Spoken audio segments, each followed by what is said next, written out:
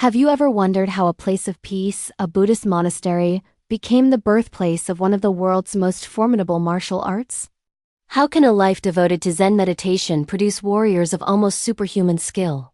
Today, we journey to the heart of China to uncover the secrets of the Shaolin Temple and its legendary monks. Welcome to Asia Scoop. The story begins over 1,500 years ago, nestled in the serene Songshan Mountains of Henan Province. In the 5th century, an Indian monk named Bodhidharma, or Dalmo as he's known in China, traveled to a fledgling monastery called Shaolin. He found the monks there were physically weak, often falling asleep during long meditation sessions. They were dedicated, but their bodies couldn't keep up with their spiritual ambition.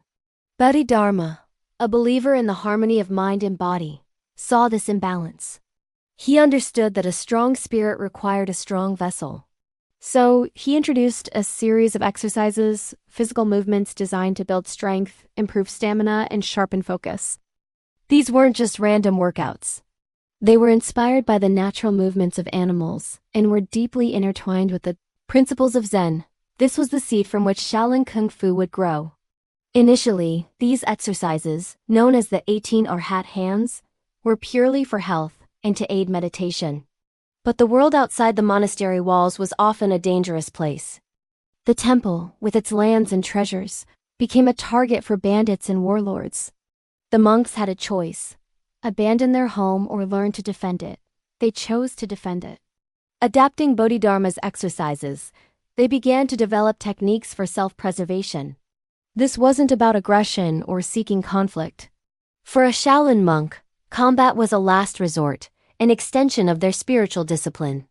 Every block, every strike, was performed with the same mindfulness as a meditation session. The goal was not to harm, but to neutralize a threat with efficiency and control. This philosophy is the core of what separates Shaolin Kung Fu from mere fighting.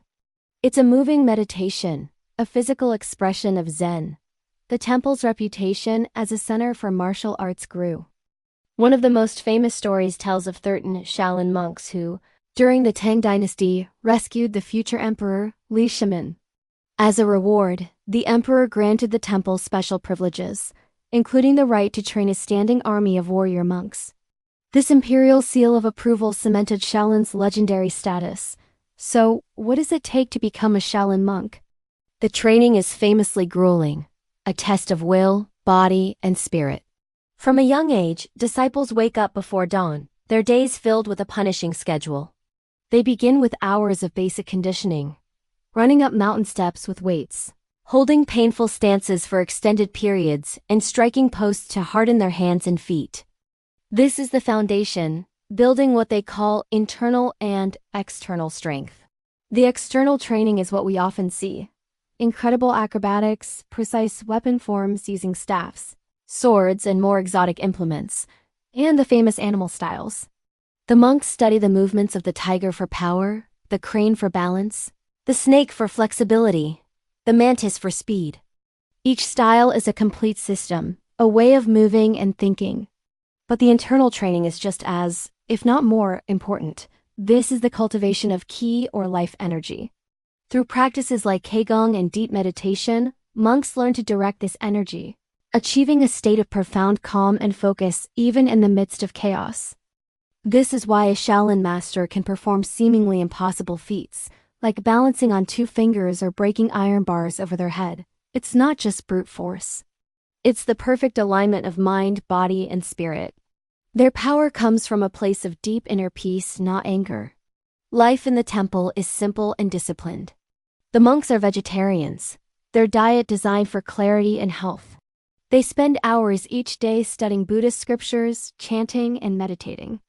Kung Fu practice is seamlessly integrated into the spiritual life. Sweeping the courtyard with a heavy broom becomes a lesson in staff technique. Carrying water buckets up a steep hill builds leg strength and endurance. Every task is an opportunity for training and mindfulness.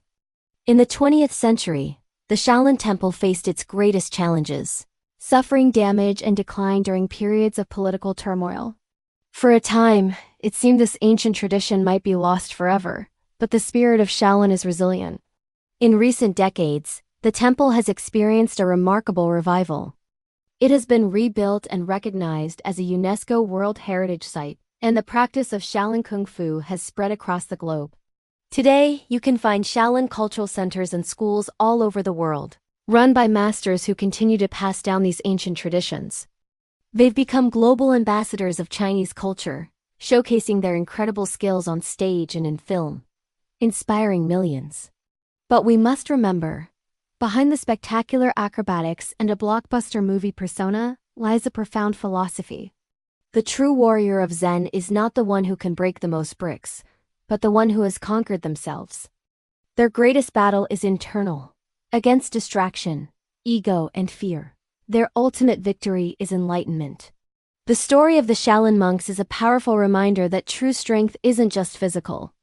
It's a balance of mind and body, of discipline and compassion, of movement and stillness. They are not just fighters. They are guardians of a sacred tradition, living proof that the path to peace can sometimes be found through the discipline of the fist. They are the warriors of Zen. Thank you so much for joining us on this journey to the heart of Shaolin. What part of their story fascinates you the most? Let us know in the comments below. And if you enjoyed this scoop into Asian culture, don't forget to like, comment, and subscribe or follow for more. See you next time.